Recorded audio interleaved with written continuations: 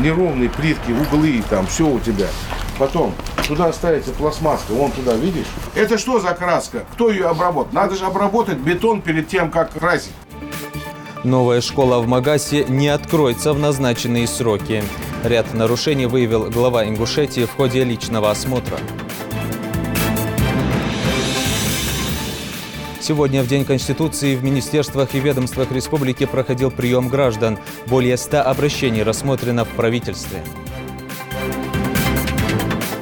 Я считаю, что когда человек получает паспорт, он становится полноценным гражданином Российской Федерации.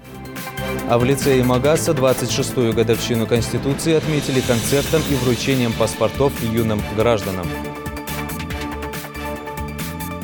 Теперь и городская Карабулакская больница может похвастаться 4 новыми аппаратами для диагностики различных заболеваний.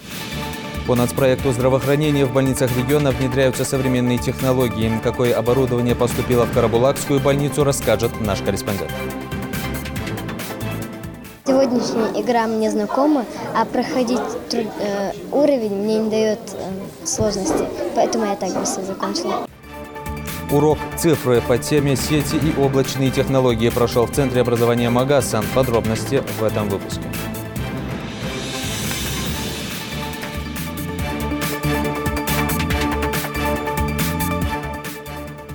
На канале Ингушетия новости 24. Здравствуйте. Сегодня День Конституции Российской Федерации. Глава Ингушетии принял участие в общероссийском дне приема граждан, приуроченном к этой дате. Для оперативного решения вопросов к участию в мероприятии были приглашены руководители профильных ведомств и главы муниципальных образований. За помощью в решении личных вопросов и реализации своих идей и проектов к руководителю региона обратились порядка 30 человек.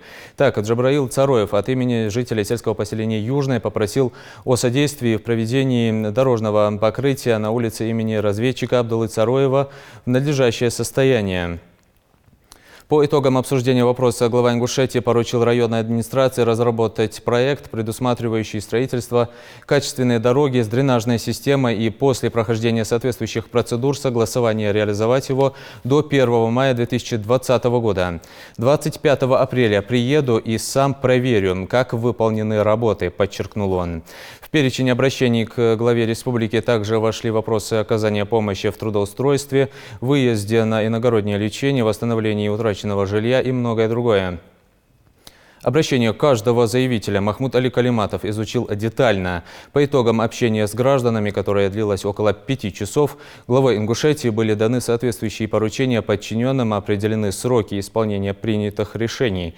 Более расширенный материал смотрите завтра на нашем телеканале. К приему граждан мы вернемся чуть позже. А пока...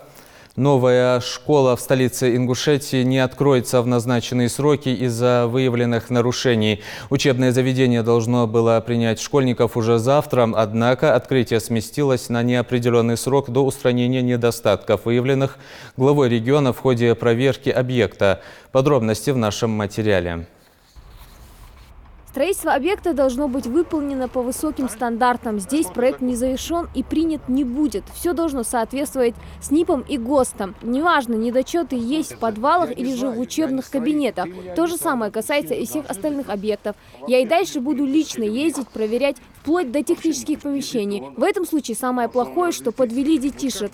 Нельзя так относиться к работе. Какую среду мы для детей создаем? Такое отношение у них будет к учебе, подчеркнул глава региона в ходе посещения строительного объекта. Ты мне покажи, потому что она у тебя пойдет. Сколько здесь должно быть? 40 сантиметров минимум. Почему там 2, здесь 1? Почему внизу нет? 3 следа битумной изоляции здесь идет. Потом идет глиняный замок. А какая должна быть? Глиняный замок. Нет, а это битум специальный идет? Битумная изоляция, это гидроизоляция стен. Конечно. Внизу. Без этого никак нельзя. Сколько глубина у тебя фундамента? 2,60. Сколько у тебя сантиметров вот этого асфальта? Асфальт 6 сантиметров. Вода, лед. У тебя плитка. Там надо заделать, согласен. А? Герметизировать надо. Неровные плитки, углы, там все у тебя. Потом туда ставится пластмасска, вон туда, видишь? Это что за краска? Кто ее обработает? Надо же обработать бетон перед тем, как красить-то. Просто тяп-ляп не пойдет. Лучше все приведите в порядок. А я буду ходить везде. Вам же деньги дали? Дали. Ну постройте тогда нормально. Дети-то они надеются на вас. Осматривая подвалы и технические подполья, руководитель субъекта отметил отсутствие необходимого воздухообмена, что указывает на плохую работу вентиляции. Замечания также были сделаны из-за неправильной установки входных дверей в хозяйственные помещения, противоречащие нормам пожарной безопасности. Были выявлены нарушения правил электромонтажа, дефекты в герметизации стыков элементов на входных лестницах, а также недоработка в соединенных внешних композитных листов здания. Также нарекание вызвала система водоотведения и неправильный монтаж желобов, что в итоге привело к частичному протеканию. Ну что это такое? Слушай, ну это же герметично, все должно быть закрыто. Здесь будет конденсат, здесь будет сырость. Должно быть идеально. И вентиляцию. Здесь все равно нужно вентиляцию. Без вентиляции оно у вас все здесь потечет.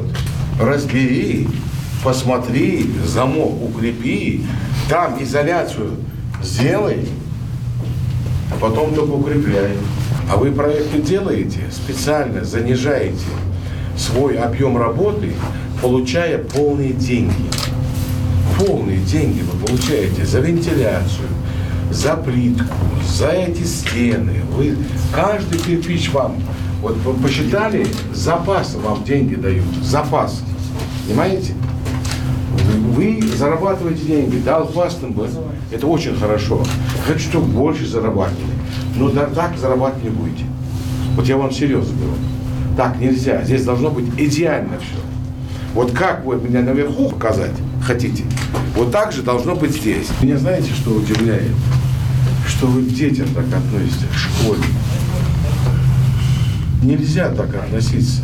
Глава региона напомнил, что власти региона намерены вносить в черный список подрядные организации, которые некачественно и с нарушением сроков строят социально значимые объекты в регионе. Он подчеркнул, что при наличии недостатков в строительных работах власти региона не позволят сдать ни один объект в эксплуатацию. Сейчас же столько технологий есть. Обвернули, покрасили, сделали, вычистили. Я говорю, ничего не оставляйте. Все должно быть идеально. Потому что это для детей, в первую очередь. По итогам выезда по поручению главы региона строительную готовность подрядчик должен обеспечить до конца года, устранив все неполадки в течение 10 дней. Махмуд Али Кариматов также поручил депутатам и общественникам проверить все образовательные объекты. Новая школа на 704 места стоимостью свыше 400 миллионов рублей построена в рамках реализации нацпроекта «Жилье и городская среда» строительной организации «Капитал». Хади Добриева, Хусейн Гагиев, Рахман Цуров, Новости 24. Возвращаясь ко Дню Конституции и приему граждан, напомню, что свод законов страны был принят в 1993 году всенародным голосованием, а общероссийским днем приема граждан он знаменуется уже 5-й год подряд. В региональном правительстве жителей сегодня принимал председатель правительства. Константин Суриков рассмотрел порядка 30 обращений граждан. Чаще всего вопросы граждан были связаны с трудоустройством, земельными и коммунальными проблемами.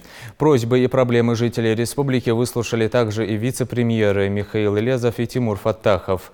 В целом, большинство обращений жителей касалось сферы ЖКХ, вопросов улучшения жилищных условий, трудоустройства и получения квот на медицинскую помощь.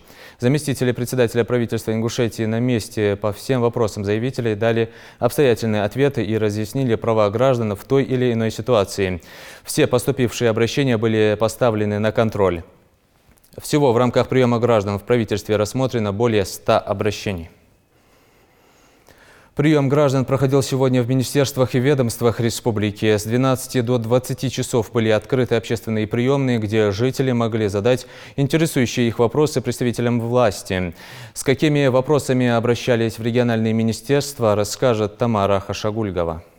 Компенсации и проблемы с жильем – пожалуй, самые актуальные вопросы, с которыми приходят в республиканский Миннац. Вот и у Ларисы Хашиевой они стоят во главе угла. Она вынужденная переселенка из Северной Осетии. Уже 25 лет проживает в Назране в аварийном бараке. Условия, мягко говоря, ужасные. По словам женщины, каждый день она и ее дочь рискуют жизнью. Мне нужно жилье, так как я инвалид первой группы, так как у меня нет дома, никого из мужчин дома, близких. Я не могу в этой бараке даже прожить. Сегодня он сгорит там, этот барак, уже все провода висят. Уже потолок 3 раза делали, полы делали. Ситуация, признается министр, действительно непростая. А чтобы помочь в этом вопросе, необходимы комплексные меры. Это вопрос, который надо решать на большом федеральном уровне. Мы сейчас эти данные обобщили. Здесь надо с какой-то инициативой выходить на федеральную власть, парламент, чтобы здесь этот вопрос решить. Сегодня действующее, к сожалению, законодательство не позволяет нам этот вопрос преодолеть. Я думаю, что нам надо инициативно как-то группа, наверное, возможно, с министерством собраться и выйти с коллективным обращением, постараться это здесь вопрос решить. Свои двери для обращающихся сегодня открыл и Минздрав республики. В первой половине дня ведомство посетило порядка 15 человек, в числе которых оказалась и семья маленького Мансура Алиева. Он страдает аутизмом, но никакой помощи в лечении ребенка семья получить не может. Мать мальчика вынуждена сидеть с ребенком. Из-за болезни нет возможности даже выйти на работу и помочь семье копейкой. Он депрессивный, буйный, кидается, кусается. Я повязана, и я ни на работу выйти не могу. До аптеки меня даже не допускают. Постоянно палки в колеса суют на протяжении. Причина почему? А причина то очередь. Она делает, надо подождать, надо до такого-то возраста подождать. А ребенок растет, он не разговаривает. Ребенку 8-й год, он в памперсе до сих пор. Таких, как Алиева, на приеме подавляющее большинство. В основном все просят помочь с определением группы инвалидности – ребенку или взрослому. Зураб Маршан ответил на каждый волнующий вопрос, дав указания ответственным лицам принять все необходимые меры. 23-го, 24-го пускай будет. Чтобы нам ответил он. Это не значит, что он документы за это время приготовит. Но пусть он нам ответит, мы хотя бы контролировать будем. Понимаешь? Сейчас он даже если подготовит документы, МСЭК у них не примет, потому что конец года. То есть эти документы, а документы к следующему заседанию МСЭК, сегодняшние, уже устареют. То есть в любом случае им 2 месяца, 1,5 придется ждать, понимаешь? Но мы хотя бы на контроле можем держать по этим документам. Прием граждан проходит в порядке живой очереди. Обратиться может любой желающий. Именно поэтому Лейла Гиреева решила не упускать возможность разобраться со своей проблемой. У внука задержка с психоречевым развитием. Женщина просит помочь поставить зубные протезы мальчику и другим детям, у которых та же беда. Всех матерей, дети инвалиды, у которых есть все матери, от них, от имени их попросить у вас, чтобы или у нас открыли кабинет, чтобы им протезы вставляли, или же нас направляли по квоте, чтобы зубы вставлять этим детям. Возможно такое. Вы говорите, этих детей, их много? Конечно, в реабилитационном центре я бываю частенько. Без зубов я говорю. Без зубов я говорю. Возраст какой у вас? 11 лет. Почему выпали зубы? Он лекарства принимал. Наверное, эти лекарства были виновны. Или нехватка витаминов. А диагноз вы можете сказать? Могу. Грубая задержка психомоторного развития. Порой люди приходят совсем не по адресу, но, несмотря на это, тут стремятся помочь каждому. Вот и проблему Лейлы Гиреевой обещают не оставить без внимания. Инвалидам мы можем оперативное вмешательство проводить, то есть вырывать зубы, можем их лечить, но вопрос протезирования пока остается открытым. Но дано поручение специалистам провести анализ по республике, какое количество детей нуждается, и, соответственно, предложения, ждем от специалистов наших предложения, как этот вопрос решать на нашей базе или сначала за пределами, а потом у нас развивать базу. Но это будет видно. Общероссийский день приема граждан проходит ежегодно 12 декабря с 12 часов дня до 8 вечера. Это отличный шанс решить свою проблему, обратившись напрямую к властям. Тамара Хашагульгова, Магомед Дидигов, Новости 24. Общероссийский день приема граждан позволил жителям найти ответы на злободневные вопросы. Трудоустройство, жилье, оказание материальной помощи. Эти и ряд других вопросов прозвучали сегодня и в администрации Назрани. Жаридат Халухоева слушала. Трудоустройство, оказание материальной помощи и жилищный вопрос, пожалуй, стоят на первом месте в списке обращений граждан. Хава Тангиева, к примеру, более 10 лет живет в чужом доме. Решить проблему с арендной платой помог бы собственный земельный участок.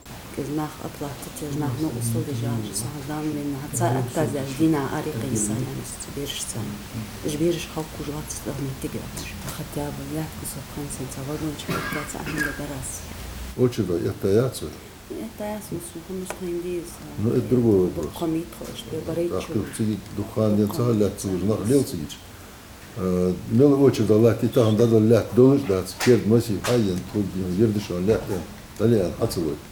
Но все равно положение. Рассматривать, здесь хот-догом подъем. С просьбой включить ее в земельные списки обратилась и Мадина Даурбекова. Их семья из 8 человек проживает в бараках, не в комфортных условиях. Отец семейства является недееспособным по состоянию здоровья. Помимо него в семье воспитывается и ребенок с ограниченными возможностями. Постоянного дохода у них нет. Так что приобрести собственный кров у них нет возможности. Земельный участок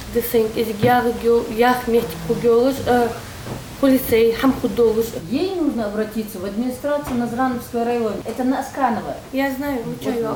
Вот вам надо туда сходить еще сегодня. Первые лица принимают, на прием ведут. Поэтому сходите туда, напишите заявление. Прием здесь ведут и главы муниципальных администраций, и руководители структурных подразделений, каждый из которых отвечает за определенную область. В основном вопросы, с которыми приходят жители, касаются социальной сферы. Обращение Хаважа Халухоева также связано с землей, но уже с незаконными захватами. На территории за каналом, где им были выделены участки, предусмотрена зеленая зона для выпаса скота и прочей домашней живности. Однако, как рассказывает молодой человек, эту землю продали. И сейчас там начали частную стройку. Вопрос щепетильный, требует разбирательства, о чем он и просит собравшихся. С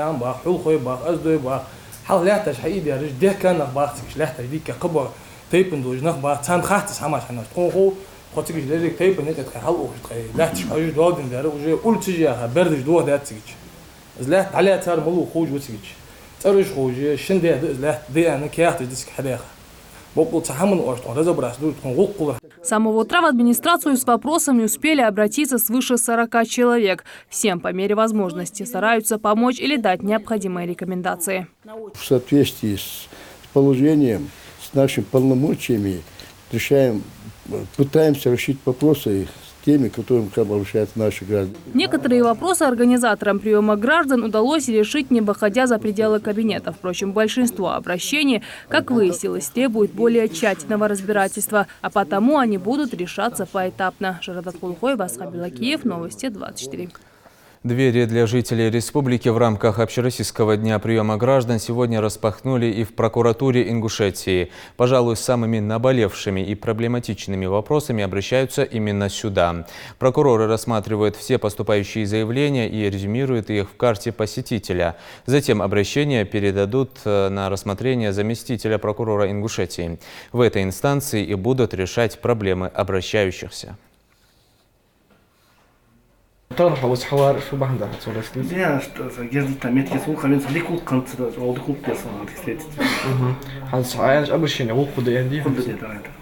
заявителей сегодня осуществляется специалистами, уполномоченные лица аппарата прокуратуры республики и городских районных прокуратур. Указанные должностные лица обеспечат прием граждан в доступном режиме связи компетентным уполномоченным лицам других органов и организаций. Личный прием граждан проводится в порядке живой очереди, за исключением инвалидов, участников Великой Отечественной войны и других категорий граждан, которые пользуются правом на первоочередной прием. А вот в лицее Магаса 26-ю годовщину Конституции Российской Федерации отметили праздничным концертом. К важной дате дети подготовились основательно, с докладом, песнями и стихотворениями, посвященными основному закону страны. Многим из них эта встреча запомнилась еще одним важным событием – вручением паспортов. Актовый зал лицея в Магасе превратили сегодня в концертную площадку. День Конституции здесь решили отметить праздничной программой и выступлениями, рассказывающими об истории появления основного свода законов. Учащиеся 8 А готовились к мероприятию тщательно, в своих правах и обязанностях разбирались досконально, поэтому и рассказывают уверенно. Конституция Российской Федерации была принята 12 декабря 1993 года, а сегодня ей исполняется 26 лет. Это основной закон нашей страны, который мы должны соблюдать. Сама Конституция дает нам права и обязанности.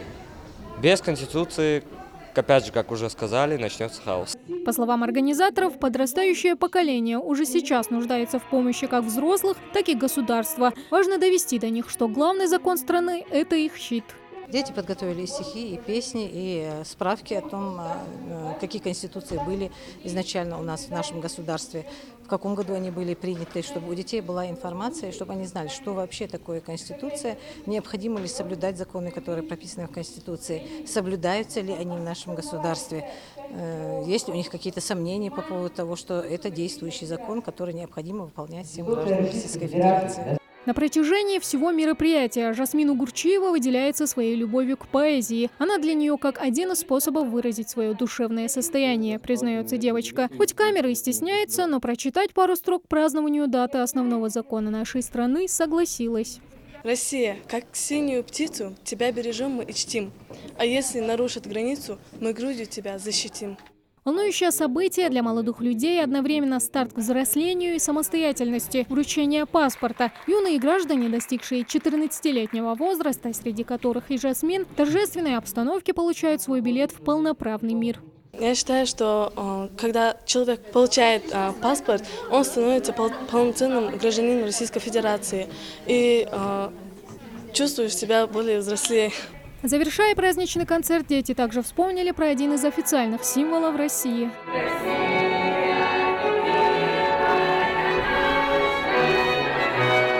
Тамара Хшагульгова, Адам Мережков, Магомед Белакиев, Новости 24.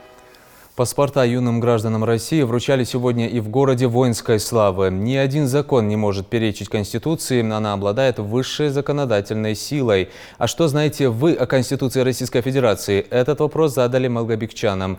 Тест на знание Конституции проходил во второй школе города. Участие приняли люди разных возрастов и профессий. Подробности в сюжете Хавы Гагиевой. Что в переводе с латинского означает слово «конституция», кто первый предложил проект, который рассматривает разделение властей, и какое образование, согласно Конституции, является обязательным. Ответить на эти и многие другие вопросы в школе номер 2 города Малгобек может сегодня каждый желающий, достигший 12-летнего возраста и говорящий на русском языке. Сегодня в честь Дня Конституции мы решили организовать на базе своей школы площадку для прохождения онлайн-тестирования на знание Конституции Российской Федерации.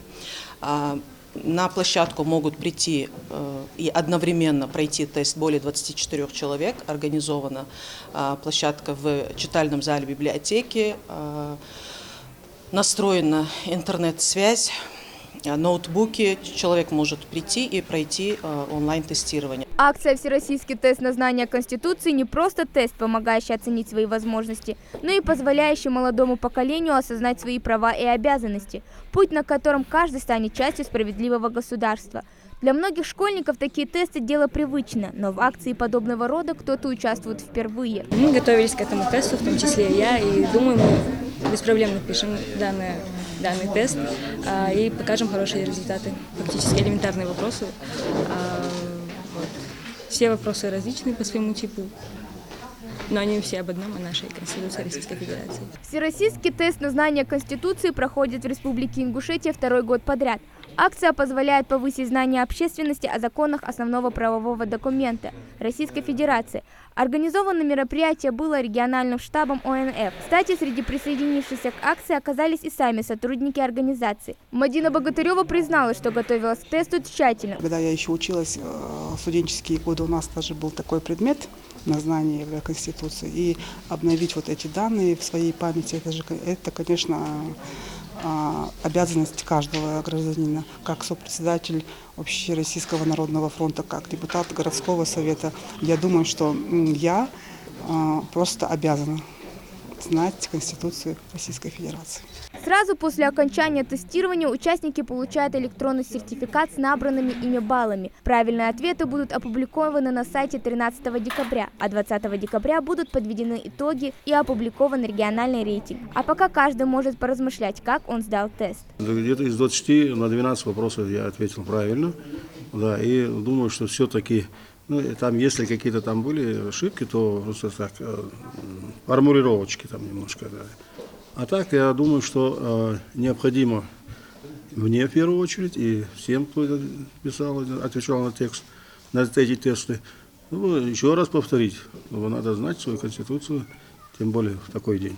Приятным бонусом стала церемония вручения паспорта юным жителям нашей страны. На лицах 14-летних ребят волнение и радость. Многие из них признаются, что с нетерпением ждали свой главный документ – паспорт гражданина Российской Федерации. Фарида, я тебя поздравляю с тем, что в такой торжественной обстановке ты сегодня получаешь свой самый важный документ в жизни. Будь достойной дочерью своей республики. Да, этого. Но мне приятно получить паспорт, потому что сегодня День Конституции. В честь этого меня наградили подарками. Я рада, что я получила паспорт именно в этот день. Также нас поощряли призами, и в честь нас приготовили концерт. Конституция Российской Федерации была принята всенародным голосованием 12 декабря 1993 года и вступила в силу в момент опубликования в российской газете. Хава Гагиева, Джамалей Тамасханов, Новости 24. Перейдем к другим новостям. Численность экономически активного населения в Ингушетии на 1 декабря 2019 года составляет 255 тысяч человек. Из них 186 тысяч заняты в экономике и 69 тысяч безработные. Такие данные представил Северокавказстат. Уровень общей безработицы составляет 27%. По информации Минтруда Республики, если на 1 декабря 2018 года численность состоящих на учете безработных составляла 22 тысячи человек, то к аналогичному периоду этого года эта цифра увеличилась на 600 тысяч человек. Одной из главных причин такого уровня безработицы в регионе по-прежнему остается дефицит вакантных рабочих мест. Количество вакансий, заявленных работодателями на 1 декабря 2019 года, составило 128 единиц, то есть на одно вакантное рабочее место приходится 177 человек. Модернизация как вклад в здоровье населения. В рамках реализации национального проекта здравоохранения в медицинских учреждениях региона идет обновление и оснащение оборудования. Внедряются новые информационные системы. Все это существенным образом облегчит работу врачей и улучшит качество оказываемых услуг населению. К примеру, в Карабулакскую больницу поступили новые аппараты обследования пациентов. Какую оценку дают врачи и специалисты таким переменам, узнавала моя коллега Тамара Хашагульгова. В рамках нацпроекта здравоохранения в лечебные учреждения республики продолжает поступать новое медицинское оборудование. Теперь и городская Карабулакская больница может похвастаться 4 новыми аппаратами для диагностики различных заболеваний.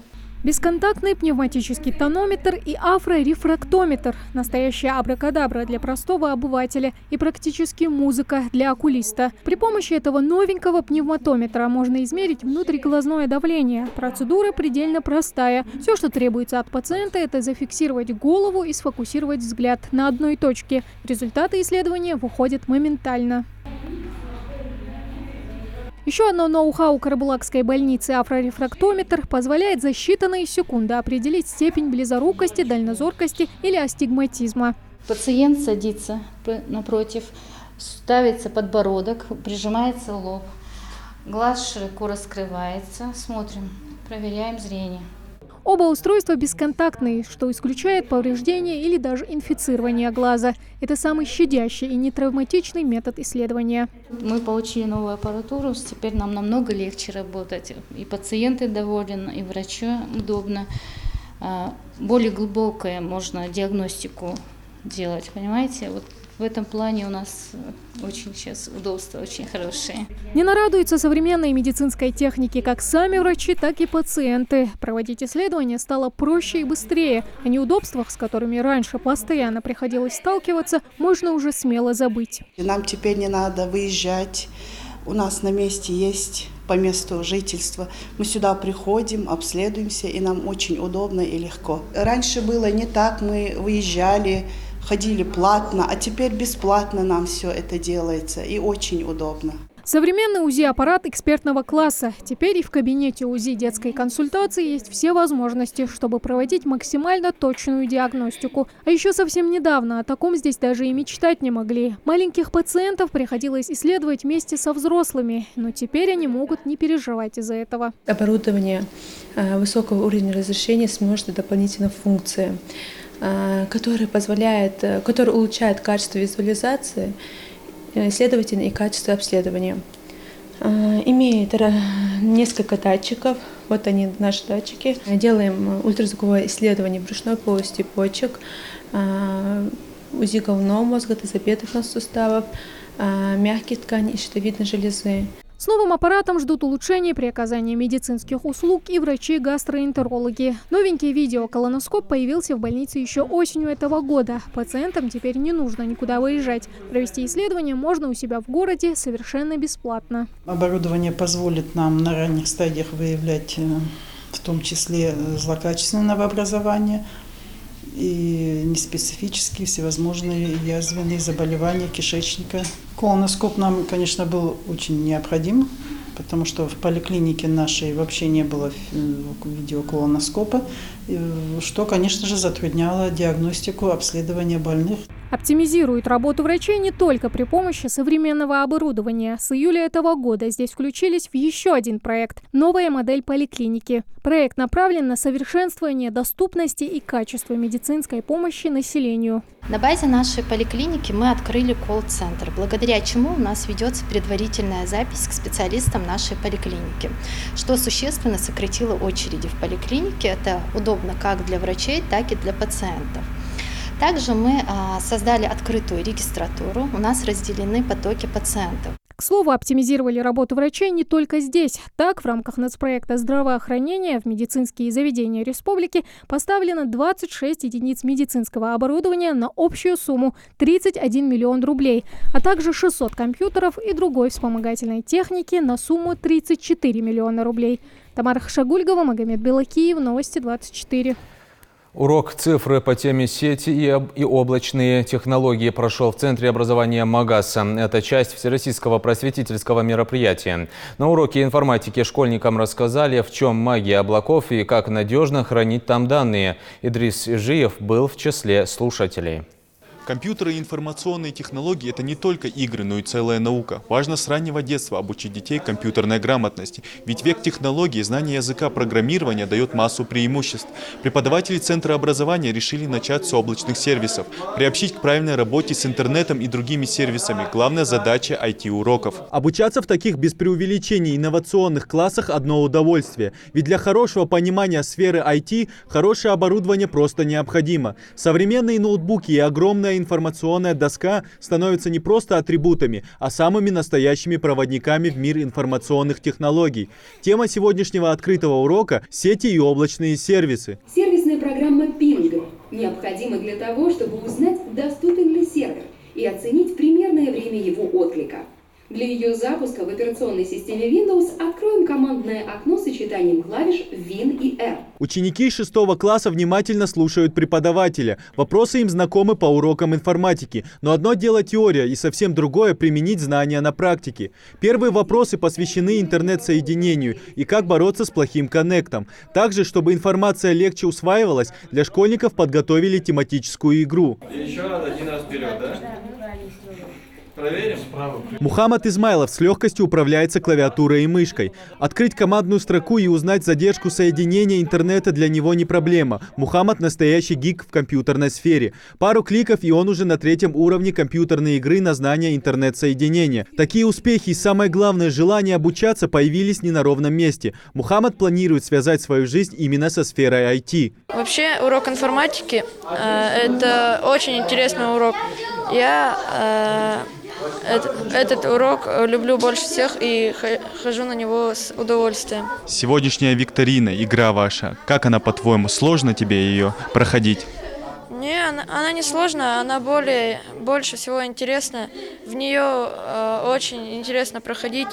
Ты напрягаешься, эта игра сама логическая, можно сказать, и на математику она, но эта игра вообще не сложная, ее пройти можно легко. Раяна Булгучева также делает успехи на уроках информатики, поэтому выполнить базовое задание преподавателя для нее не составляет особого труда. Устоялось мнение, что информационными технологиями занимаются только мужчины. Однако Раяна с этим в корне не согласна. У нас дома есть компьютер, я тоже работаю, учусь потихоньку. Сегодняшняя игра мне знакома, а проходить уровень мне не дает сложности, поэтому я так быстро закончила. Это уже второй из 5 открытых уроков Центра образования в детском технопарке «Кванториум». Прошлое занятие было посвящено теме «Большие данные». Обучить подрастающее поколение современным технологиям на примере реальных условиях очень важно, ведь именно практика позволяет обуздать такой огромный поток информации. Сегодня рассказывали детям, что сети и облачные технологии развиваются очень быстро, и практически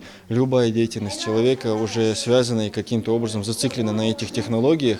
Мы пользуемся телефонами, мы пользуемся различными облачными технологиями и в своей повседневной работе, даже когда отправляем фотографии, какие-то сообщения по мессенджерам, и знать это, как это все происходит, и обезопасить себя от различных взломов и так далее, это очень хорошо и полезно, я думаю. Впереди у школьников еще много информации и открытий. Следующие занятия запланированы на начало 2020 года и будут посвящены компьютерной безопасности и искусственному интеллекту. Идрис Ижиев, Магомед Белакиев, Новости 24.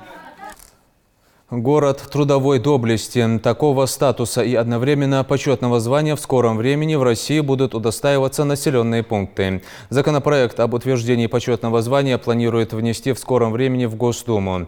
Ожидается, что такое звание за проявленные заслуги в годы Великой Отечественной войны его трудовой обороны благоприятно скажутся и на привлекательности города. В регионе набирает популярность муай-тай. Около 50 ингушских и чеченских спортсменов собрал республиканский турнир по тайскому боксу. Соревнования в Яндере посвятили памяти сотрудников МВД, погибших при исполнении служебных обязанностей. За ходом бескомпромиссных поединков следил наш спортивный корреспондент Харун Аздоев. Лучшие бойцы муай-тай сошлись на республиканском турнире по тайскому боксу. В соревнованиях приняли участие как юные спортсмены, так и опытные атлеты. А ареной для проведения состязания стал физкультурно-оздоровительный комплекс «Чемпион». Это уже второй турнир, проводимый Федерацией тайского бокса Республики Ингушетия. На этот раз состоявшийся благодаря поддержке работников правоохранительных органов, решивших отдать дань памяти сотрудникам, погибших при исполнении служебного долга. Яркую победу одержал юный воспитанник ингушской школы тайского бокса Муслим Цуров, пробующий свои силы почти во всех видах боевых искусств. И эти соревнования – одни из длинной вереницы его спортивного пути. Я выиграл в первом раунде досрочно. Сделал 2 нокдаунда. Боец был неплохим. Я занимаюсь несколько единоборствами, но среди них муай-тай самый жесткий вид спорта, по моему мнению.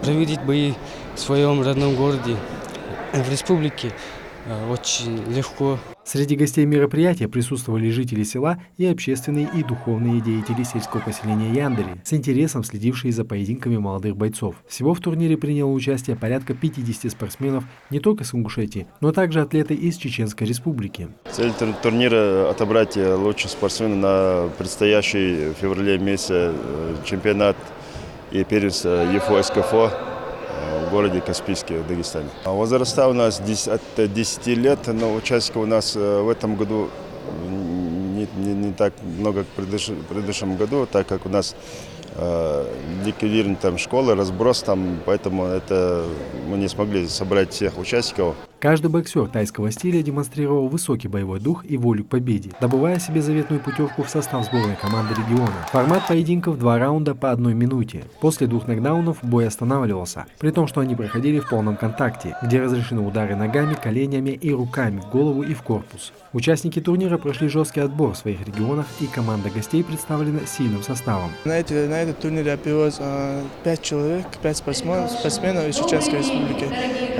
Шестым я являюсь тоже, сегодня буду выступать тут. Цель участия является для того, чтобы они обменялись опытом, для того, чтобы мы получили опыт от наших ингушских братьев и наши ингушские братья получили опыт от наших спортсменов. Задумка организаторов удалась. Бойцы получили соревновательный опыт и дополнительную мотивацию. А для зрителей состоялся настоящий праздник спорта и дружбы. Харун Аздоев, Магомед Майсигов, Новости 24. Наш выпуск на этом завершен. Спасибо за внимание. Оставайтесь на канале Ингушетия.